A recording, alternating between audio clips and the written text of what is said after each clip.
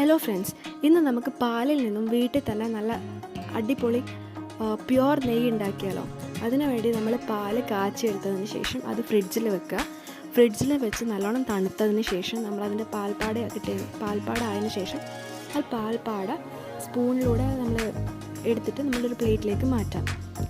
അതിനുശേഷം ഇത് നമ്മൾ ഒന്ന് ലോ ഫ്ലെയിമിൽ വെച്ചിട്ട് അടുപ്പത്ത് വെച്ചൊന്ന് ചൂടാക്കിയെടുക്കണം. അപ്പം നല്ലോണം തിളക്കും. അത് ഞാനത് കാണിക്കുന്നുണ്ട്.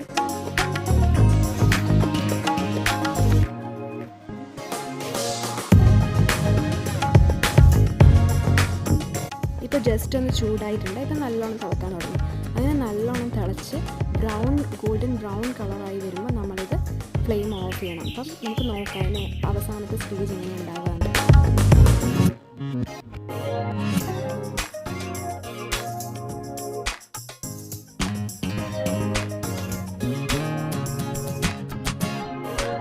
ഇപ്പോൾ ഓൾമോസ്റ്റ് ആയിട്ടുണ്ട്. ഇപ്പം നമ്മളിത് കുറച്ചുകൂടി ആവട്ടെ. ഇതാണ് അതിൻ്റെ ഒരു ഫൈനൽ ഇതെന്ന് പറയുന്നത്. ഇങ്ങനെ ആയിക്കഴിയുമ്പോൾ നമ്മൾ ഫ്ലെയിം ഓഫ് ചെയ്തിട്ട് നമ്മൾ സ്ട്രെയിനർ വഴി നമ്മുടെ ഏത് കുപ്പിയിലേക്കാണോ നമ്മൾ ഗീ ആക്കി വെക്കേണ്ടത് മാറ്റേണ്ടതെന്ന് വെച്ചാൽ നമ്മൾ അതിലേക്ക് മാറ്റാം.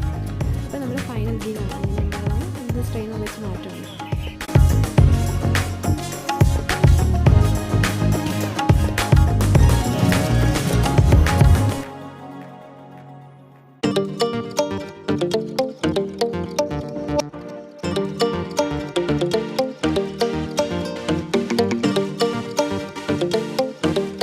അങ്ങനെ നമ്മൾ അടിപൊളി പ്യുവറായ 100% pure homemade ghee ready ആയിട്ടുണ്ട്.